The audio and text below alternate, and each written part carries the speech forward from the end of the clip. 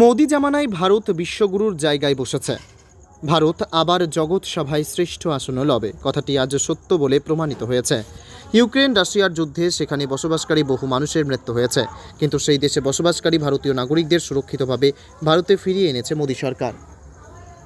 বিশ্বের চোখে ভারত এখন শক্তিশালী, ভারত এখন দুরন্ত রানার। এগিয়ে চলেছে ভারত। ভারত এই মুহূর্তে বিশ্বগুরু। মালদা জেলার নালাগোলার জিতু ময়দানে অনুষ্ঠিত বিজেপির জনসভা থেকে এমনটাই দাবি করলেন কেন্দ্রীয় প্রতিরক্ষা মন্ত্রী রাজনাথ সিং। প্রসঙ্গত, রবিবার মালদা জেলার নালাগোলা এলাকায় হেলিকপ্টারে চেপে পৌঁছান কেন্দ্রীয় প্রতিমন্ত্রী রাজনাথ সিং। উত্তর মালদার বিজেপি প্রার্থী খগেন মুর্মু এবং দক্ষিণ মালদার বিজেপি প্রার্থী শ্রী রূপামিত্র চৌধুরীর সমর্থনে নালাগোলার জিতু ময়দানে জনসভা করেন তিনি। গ্রীষ্মের প্রচণ্ড দাবদাহের মধ্যেও ব্যাপক উৎসাহ উদ্দীপনার মধ্যে দিয়ে বিভিন্ন প্রান্ত থেকে দলে দলে বিজেপির কর্মী সমর্থকরা মিছিল করে জনসভায় পৌঁছান। এদিনের বক্তব্যে কেন্দ্রীয় প্রতিমন্ত্রী রাজনাথ সিং পশ্চিমবঙ্গের আইন শৃঙ্খলার ইস্যু নিয়েও তৃণমূলকে একের পর এক তোপ দাগেন। রাজনাথ বলেন, মমতার আমলে বাংলায় আইন বলে কিছু নেই। মহিলারা যে কিভাবে আছেন সেটা চোখে আঙুল দিয়ে দেখিয়ে দিয়েছেন সন্দেশখালীর ঘটনা। কেন্দ্রীয় প্রতিরক্ষা মন্ত্রী বলেন, সিএএ নাগরিকত্ব দেওয়ার আইন, কেড়ে নেওয়ার আইন নয়। বাংলাদেশ, পাকিস্তান, আফগানিস্তানে অত্যাচারিত শরণার্থীরা এই আইনে ভারতের নাগরিকত্ব পাবেন, কিন্তু এতে কারো নাগরিকত্ব কেড়ে নেওয়া হবে না। মমতা এ নিয়ে মিথ্যা রাজনীতি করছেন। এদিন মালদা জেলার নালাগোলার জিতু ময়দানে অনুষ্ঠিত বিজেপির জনসভায় বক্তব্যে বিভিন্ন ইস্যুর সঙ্গে রাজনাথের নিশানায় ছিল তৃণমূলের দুর্নীতি। জনসভা থেকে আর কি বলেছেন কেন্দ্রীয় প্রতিমন্ত্রী রাজনাথ সিং, শুনুন। झोपड़ी से निकलकर अपने महल में पहुंच चुके हैं। मुझे ऐसा लगता है कि भारत में राम राज्य आने के संकेत पूरी तरह से हो चुके हैं। हम लोगों ने कहा था हमारी सरकार आएगी तो 3 तलाक, ट्रिपल तलाक, हम इसे समाप्त करेंगे। हमारे विरोधी दल के लोग कहते थे दूसरे धर्म के मामले में आप हस्तक्षेप क्यों करते हैं। हम लोगों ने कहा चाहे हिंदू हो, मुसलमान हो, ईसाई हो, यहूदी हो, कोई हो, किसी धर्म की मानने वाली मां, बहन और बेटी, हमारी भी मां, बहन और बेटी है, उसके साथ कोई जुल्म होगा, अत्याचार होगा, सरकार बने या न बने, उस मां, बहन और बेटी के साथ भारतीय जनता पार्टी पूरी मजबूती के साथ खड़ी रहेगी। हम कैसे इसे बर्दाश्त कर सकते थे। आप किसी बहन बेटी के साथ शादी करिए और 10 दिन के बाद तलाक तलाक तलाक 3 बार बोलकर से छुट्टी कर दी है।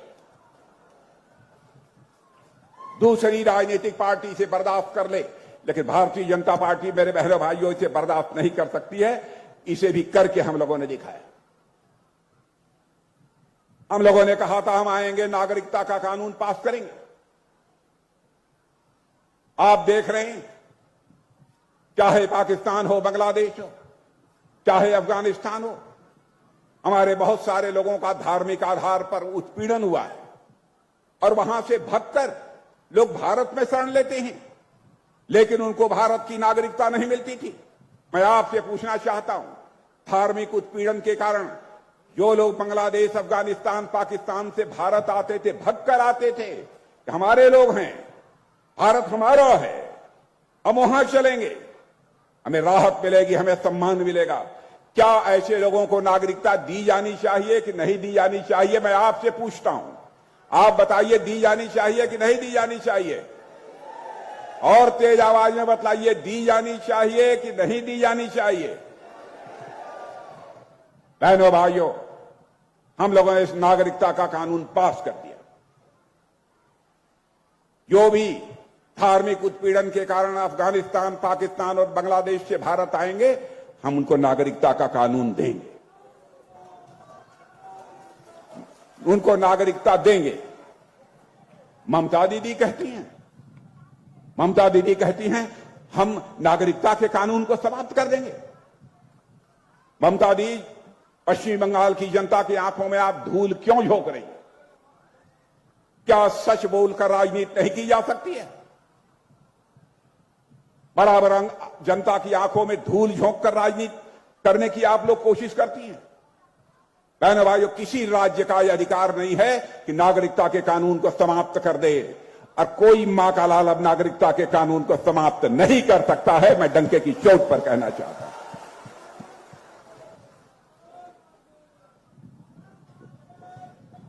और भारत की हैसियत बहनों भाइयों पहले जैसी नहीं, बहुत बढ़ गई है। आपने देखा 2 साल से रूस, रशिया और यूक्रेन के बीच लड़ाई चल रही है। दोनों देशों की तरफ से मिसाइलें चल रही हैं, गोले चल रहे हैं, बारूद चल रही है, तोप चल रहे हैं। बड़ी संख्या में रूस के लोग मारे जा रहे हैं, यूक्रेन के लोग मारे जा रहे हैं। हमारे भारत के बहुत सारे बच्चे यूक्रेन में मेडिकल की पढ़ाई कर रहे थे, इंजीनियरिंग की पढ़ाई कर रहे थे, मैनेजमेंट की पढ़ाई कर रहे थे। वह सारे उनके माता पिता जो भारत में रहते थे वो परेशान थे, क्या होगा हमारे बच्चों का यूक्रेन में, कहीं रूस से कोई मिसाइल आ गई और उनकी जान के लिए, जिंदगी के लिए कोई खतरा न पैदा हो जाए। उन बच्चों के माता पिता हमारे प्रधानमंत्री से मिले। प्रधानमंत्री मोदी जी ने चटपट रूस के राष्ट्रपति मिस्टर पुतिन से बात की और यूक्रेन के राष्ट्रपति मिस्टर जेलेंस्की से बात की। और आपको जानकर खुशी होगी, यह करिश्माई काम हुआ। 4.5 घंटे के लिए रूस और यूक्रेन की लड़ाई रुक गई और 22,000 बच्चे हमारे वहां से चलकर भारत आ गए। यह है भारत की ताकत। आपने देखा होगा, आए दिन जब कांग्रेस की सरकार थी, आतंकवादी वारदातें हिंदुस्तान के किसी न किसी राज्य में हुआ करती थी। मैंने भाई आज कोई बतलाए कहीं आतंकवादी वारदात हो जाए। मुंबई में बड़ी संख्या में हमारे पुलिस के अधिकारी मारे गए थे, भारत के नागरिक मारे गए थे आतंकवादियों के हाथों। उस समय के महाराष्ट्र के गृह मंत्री ने कहा, ऐसी आतंकवाद की घटनाएं तो होती रहती हैं। मैंने भाई आज कोई आतंकवादी वारदात करके दिखाए। भारत के अंदर आज वह ताकत है, भारत के अंदर वह ताकत है। भारत कमजोर भारत नहीं है, ताकतवर भारत है। और बहनों भाइयों, हमारी ताकत यह है कि हम सीमा के इस पार भी मार सकते हैं, लेकिन हमारी अस्मिता, हमारी एकता, अखंडता को खंडित करने की कोई भी मां की लाल कोशिश करेगा तो हम सीमा के उस पार भी जाकर मार सकते हैं। यह भारत की ताकत है।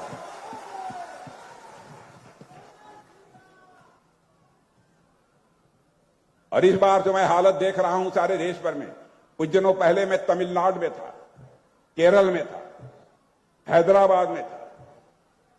पहले वहां भारतीय जनता पार्टी बहुत कमजोर थी।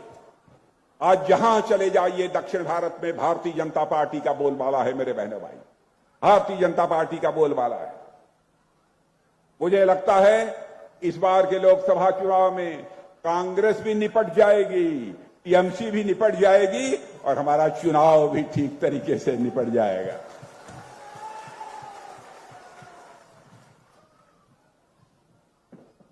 भ्रष्टाचार, मैं ममता दी पूछना चाहता हूं, क्यों आपकी सरकार पर भ्रष्टाचार के आरोप लगते हैं? मैं कांग्रेस के लोगों से पूछना चाहता हूं, क्यों आप पर भ्रष्टाचार के आरोप लगते हैं? जब जब इस देश में कांग्रेस की सरकार रही है अथवा पश्चिम बंगाल में टीएमसी की सरकार रही है, इन लोगों के ऊपर भ्रष्टाचार के आरोप लगे। इनके नेताओं को भ्रष्टाचार के आरोपों के कारण जेल की हवा भी खानी पड़ी है। लेकिन बहनों भाइयों, 10 साल हो गए हम लोगों के सरकार चलाते हुए। आदरणीय अटल बिहारी वाजपेयी को भी सरकार चलाते हुए आपने इस देश में देखा है। भारत ही नहीं, दुनिया का कोई व्यक्ति, कोई भी राजनीतिक पार्टी उंगली उठाकर नहीं कह सकती भारतीय जनता पार्टी की सरकार के ऊपर भ्रष्टाचार का एक भी आरोप कभी लगा हो। बहनों भाइयों, एक भी आरोप लगा हो। इन लोगों के यहां बराबर भ्रष्टाचार के आरोप इन लोगों पर लगते रहते हैं। इनके कई मंत्री जेल की हवा खा रहे हैं। ममता जी, क्या हो गया है आपकी सरकार को? जिस पश्चिमी बंगाल की धरती पर ऐसे महापुरुष पैदा हुए हैं, उन्होंने राष्ट्रगान और राष्ट्रगीत के साथ एक राष्ट्रवाद की भावना केवल पश्चिम बंगाल की जनता में नहीं बल्कि समस्त देशवासियों में पैदा करने की कोशिश की है। जिस बंगाल की धरती पर चैतन्य महाप्रभु जैसे संत पैदा हुए, राजा राम मोहन राय और ईश्वर चंद्र विद्यासागर जैसे समाज सुधारक पैदा हुए हों, बंकिम चंद्र चट्टोपाध्याय, रविंद्रनाथ टैगोर जैसी हस्तियां पैदा हुई, सुभाष चंद्र बोस और श्यामा प्रसाद मुखर्जी जैसे राष्ट्रवादी नेता पैदा हुए, जिन्होंने पूरे भारत को एक दिशा देने का काम किया हो। उस धरती पर ममता दी, आपकी सरकार के रहते हुए जुल्म हो रहा है लोगों के ऊपर, लोग अपने को सुरक्षित नहीं महसूस कर रहे हैं। बहनों भाइयों, मैं जानता हूं आज पश्चिमी बंगाल के लोग डर की छाया में रहने को मजबूर हो गए हैं। पश्चिमी बंगाल महान संस्कृति वाली धरती है, विद्वानों की धरती रही है, और आजकल लगातार यहां पर अपराधियों के हौसले बुलंद हैं। आज पश्चिमी बंगाल सारे देश भर में सांप्रदायिकता के लिए जानी जाती है। जो प्रवासी मजदूर यहां पर आए हैं ईद मनाने के लिए, उनसे यहां की मुख्यमंत्री अपील कर रही हैं कि आप लोग यहां पर वोट देकर तब काम करने के लिए दूसरे प्रदेशों में, राज्यों में जाइएगा, नहीं तो फिर आपकी नागरिकता समाप्त कर दी जाएगी। मैं ममता जी से पूछना चाहता हूं, क्या सच बोलकर राजनीति नहीं की जा सकती? क्या जनता की आंखों में धूल झोंक कर ही राजनीति की जानी चाहिए? बहनों भाइयों, यह नागरिकता का कानून किसी की नागरिकता लेने के लिए नहीं है, यह नागरिकता देने का कानून है।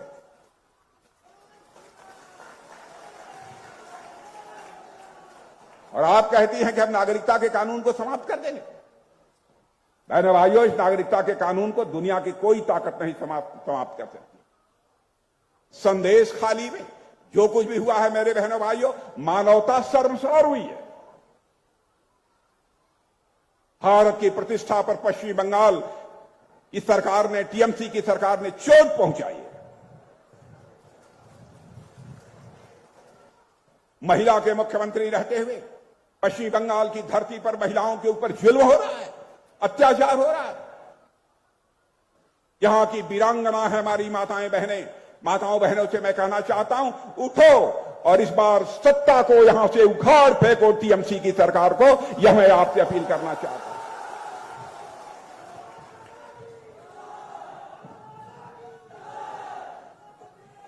हमारे प्रधानमंत्री ने नारी के प्रति, महिला के प्रति क्या सम्मान व्यक्त किया है।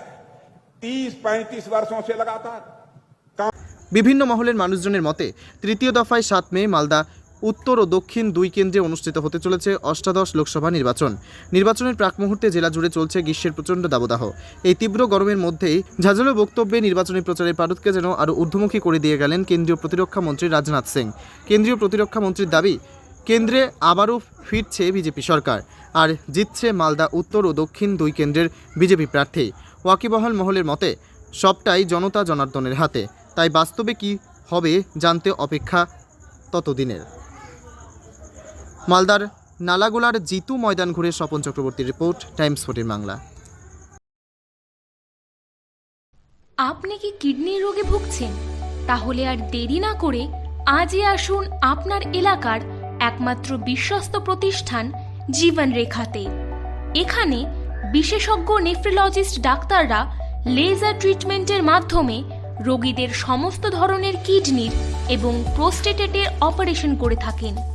রোগী দেখছেন nephrologist doctor Arkaprabha Chakraborty, SSKM hospital, Kolkata. Doctor Sunil Kumar, Apollo hospital, Kolkata. Doctor Pinaki Mukherjee, NRS hospital, Kolkata. এছাড়াও এখানে প্রতিদিন অপারেশন করছেন ও বহির্বিভাগের রোগী দেখছেন ইউরোসার্জন ডক্টর আতার কাশিম, PG হসপিটাল, কলকাতা। তাছাড়াও এখানে স্বাস্থ্যসাথী কার্ড ও ওয়েস্ট বেঙ্গল হেলথ স্কিমের সুবিধা রয়েছে। আমাদের ঠিকানা রায়গঞ্জ, উকিলপাড়া। বিশদে জানতে কল করুন 8373066655 অথবা 8373066644 এই নম্বরে। সব মাই চায় মেয়েকে রাজরানীর মতন সাজাতে, সাজিয়ে তুলতে চায় সোনার গয়নায়। ওরিয়েন্ট জুয়েলার্স, সোনা যা সর্বক্ষণের।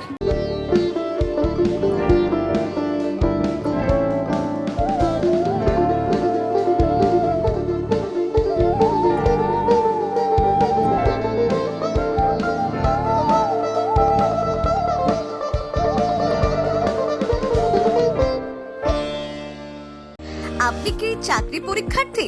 চাকরি পরীক্ষার বই খুঁজছেন? তাহলে আজই চলে আসুন সৌর বুক অ্যান্ড ম্যাগাজিন সেন্টারে। এখানে PSC, WBCS, bank, rail, ICDS, nursing, ANM এবং জিএনএম সহ কেন্দ্রীয় ও রাজ্য সরকারের সকল চাকরির পরীক্ষার বই ও ম্যাগাজিন পাওয়া যায়। আমাদের ঠিকানা খড়িমোড়, মোহনবাটি, রায়গঞ্জ। বিস্তারিত জানতে যোগাযোগ করুন 9002904090 অথবা 9434347016।